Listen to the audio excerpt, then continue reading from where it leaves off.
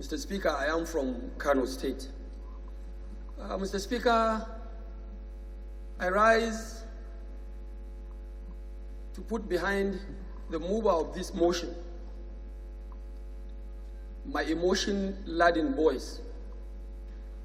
I rise, Mr. Speaker, to also speak in the capacity of the Leader of the House, who of course is the ambassador of government on this floor.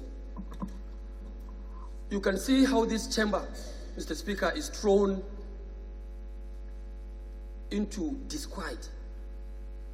How this chamber is thrown into emotionally disturbed manner, so emotional,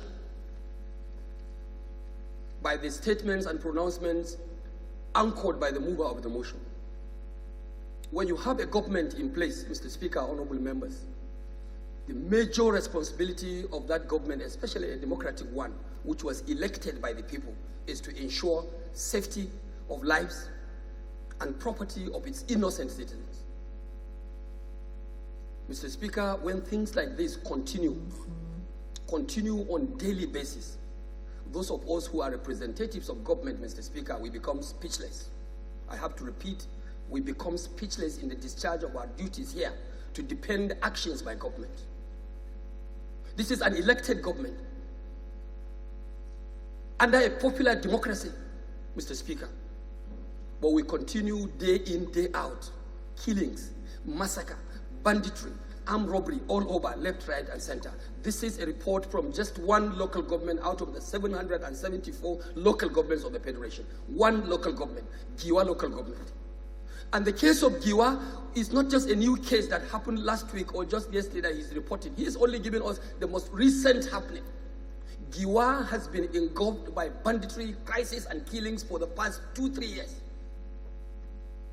And Giwa has fallen, coincidentally, in a state that we call Kaduna State, where you have the representation of Nigerian military and other security agencies, the highest place you can count in the northern part of the country. Why should these things continue to happen? I think government and officials of government, not even the security agencies, of course, are under democratic authority. Government in this case has to rise up to its responsibility, call a spade a spade.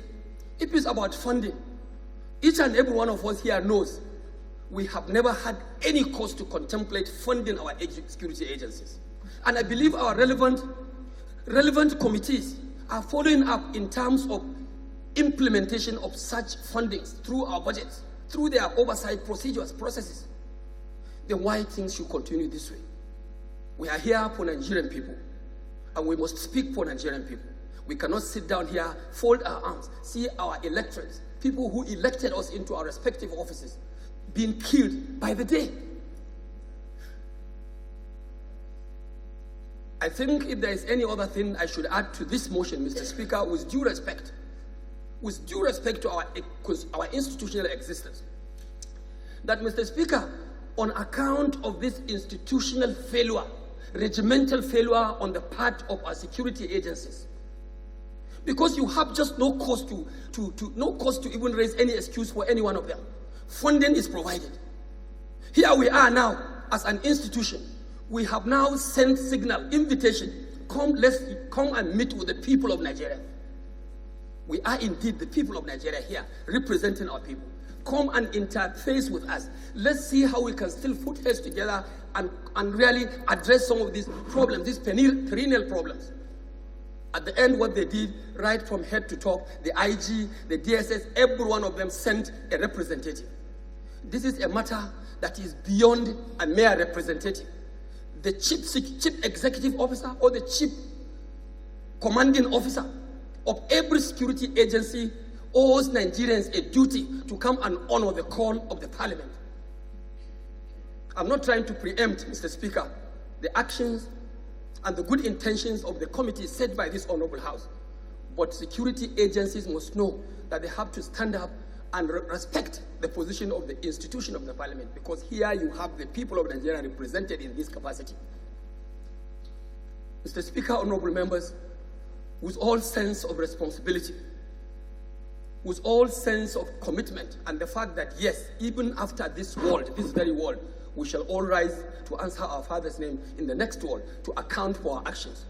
I think Nigerians at this moment should be allowed to also take arms.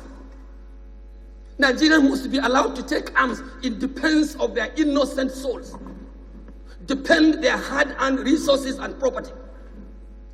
Because it's like a monumental failure. If the agencies of security have failed, then Nigerians should not be failed. Nigerians should not be seen as a failure. Let Nigerians organize themselves in the name of civil defense.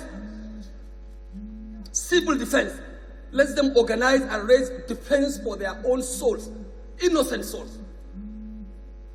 Because if the responsibility of the government and the security agencies cannot be carried out democratically, then let's go to jungle. Everyone has cause to defend himself.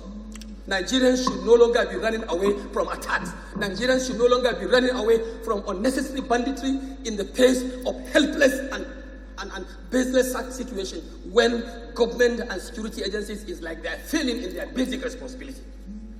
No one else can be better than Nigerians. No one else can be better than the people who elected us here.